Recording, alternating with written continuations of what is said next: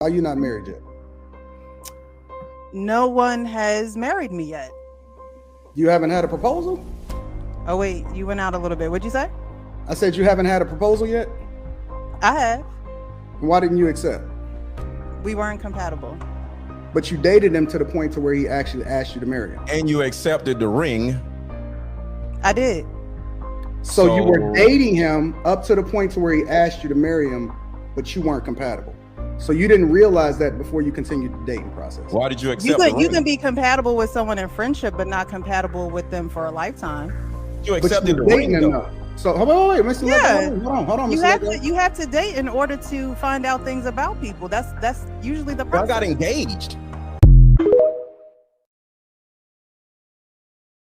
Why do y'all wait until after y'all had kids to start looking for a real man? Oh, ping me! Because they want the genes and the swag of the man they got impregnated by, but they want the money and provision of the man that was sucker enough to take care of another man's child. If they only could realize that being cool is not a function of genes, but rather a function of exterior factors that mold a person's swagger. Because let's be honest, if he a deadbeat dude that didn't do shit in high school or college and he's trash at getting a job, what exactly do you like about this man? It's just something about him, he cool. It couldn't be them red bottom ass shoes he got on that he got from drug dealing, could it?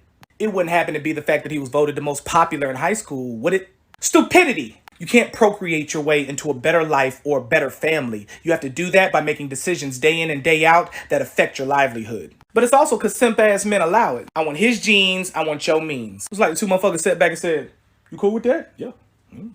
Trashed a lot of them, the mom, the daddy, and the pushover. If you are any of these three things, she will not date you. 1, if you're soft. Bruh, if you clearly just let people push you around, you never stand up for yourself, or worse, you're needy, she not gonna fuck with you.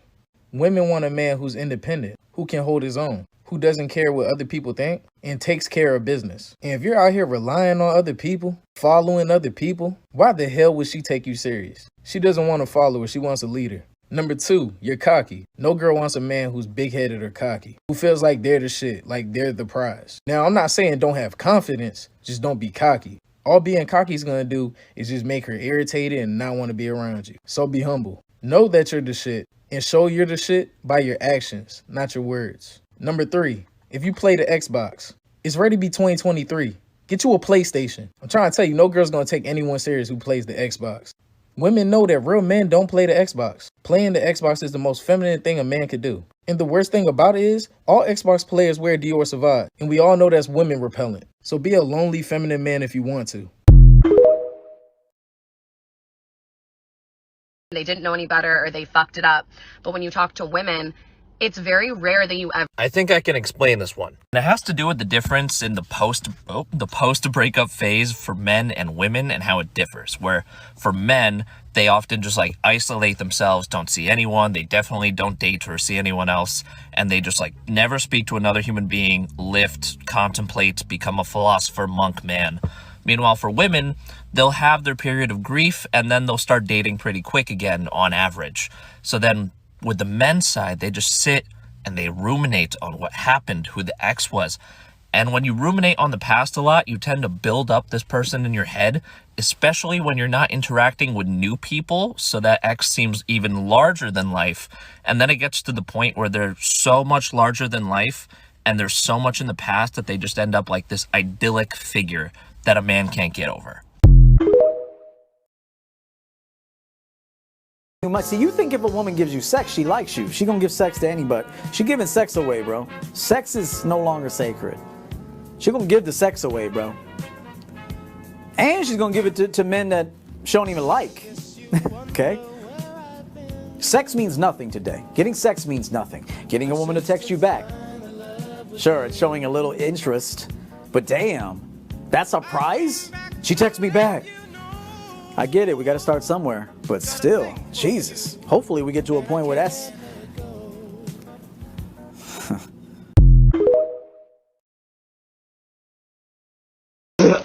Oh my gosh. What do I do?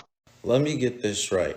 It's disrespectful for a man to like a picture of a girl in a bikini or a thirst trap in a relationship because he's entertaining or feeding into the attention that this woman wants, right?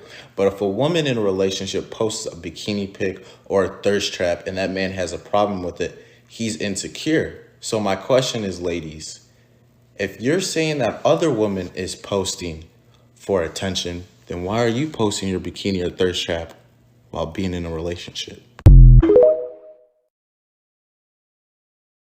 We don't talk enough about how passport bros are just predators. No, y'all are definitely talking enough about it. But my question is, why y'all so heated about this? According to you women, these dudes are fucking awful. Like, they are complete and total pieces of shit. These are guys that you apparently would never give the time of day to. And they have decided to leave you the fuck alone. And you're upset about that? Y'all say you hate these dudes. And they have fully committed themselves to never fucking with you. And you're mad about it. Like, do you understand how backwards that is? You are mad that guys you say you would never fucking talk to have decided to never fucking talk to you. Not only have they decided to never fucking talk to you, but they've decided to never fucking talk to any of y'all in this entire country. Y'all are just jealous you don't have the ability to do that. There is nowhere in the world where American women are in higher demand than they are in America. These dudes are leaving you alone. Exactly what you claim to have wanted.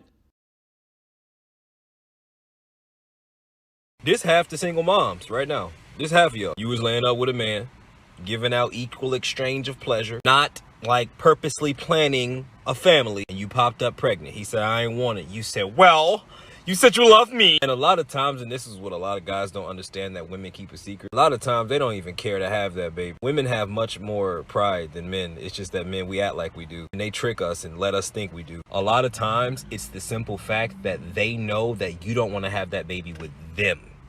That makes them keep that baby. Because she knows that later on in life, you're going to go have a family with somebody else and you just don't want it with her. That's the part that they don't talk about. But instead of just dealing with 6 months to a year of depression because you had an abortion, now you got to wish yourself a happy Father's Day for 18 years straight because that man told you what he was going to do and he a man of his word. That's crazy.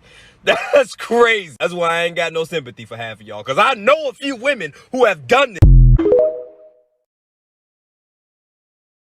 Why do you think most relationships fail? Because most girls are hoes, for being honest. Like, I mean, you look at it time and time again, and girls are cheating on dudes. I mean, I got cheated on.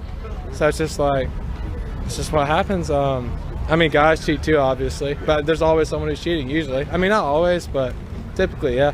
What do you think led up to your girl cheating on you?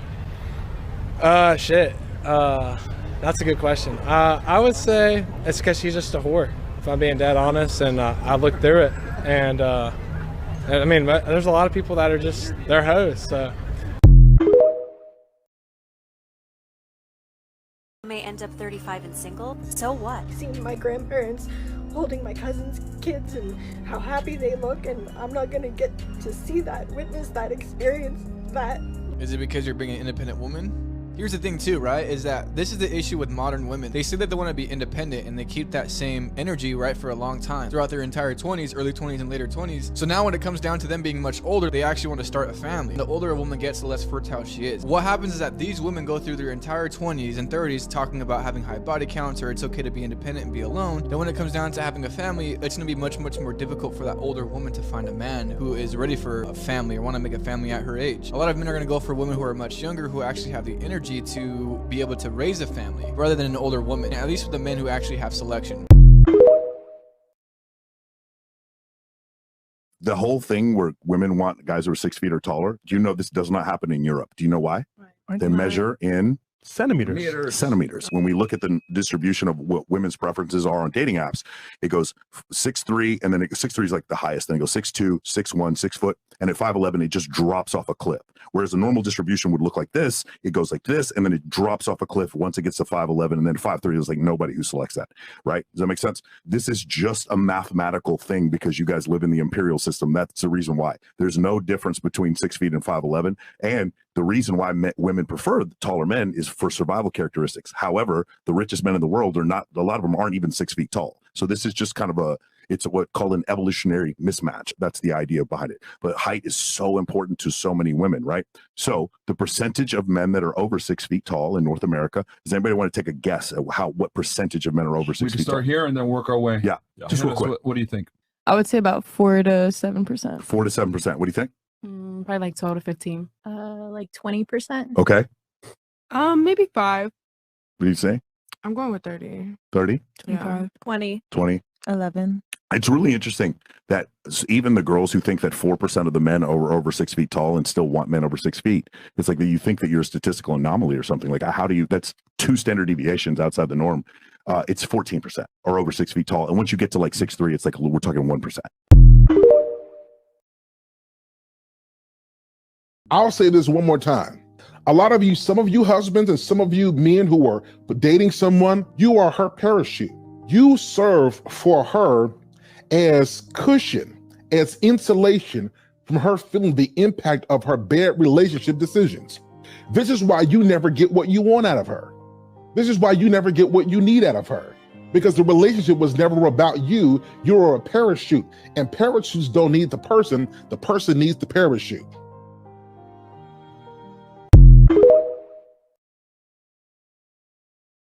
Despite women consistently saying, we don't want to be in relationships with men who do this, this, and that to us, they're like, not all men. Basically denying our reality that we know to be true. The problem is when you look at what women actually do, you can see that a lot of them don't have that much of a problem with how men act. Like, think of the biggest douchebag, Chad guy that you know. He gets more women than like your typical normal guy. That's why the whole nice guys finish last stereotype exists. And this is especially false for the really attractive women. Like, they always go for douchebags. Which is weird because I'd expect the most attractive women, the ones who have the most power over men because they can have any man they want, to be the most active feminists, pushing these changes forward and influencing the behaviors of men. But they're not. So this whole idea of men are living in a delusion of what women actually want is not true, because the most self-aware men who understand women the best don't automatically get the best women. Instead, it's usually the Chads that get the best women. So I think the call is coming from inside the house on this one.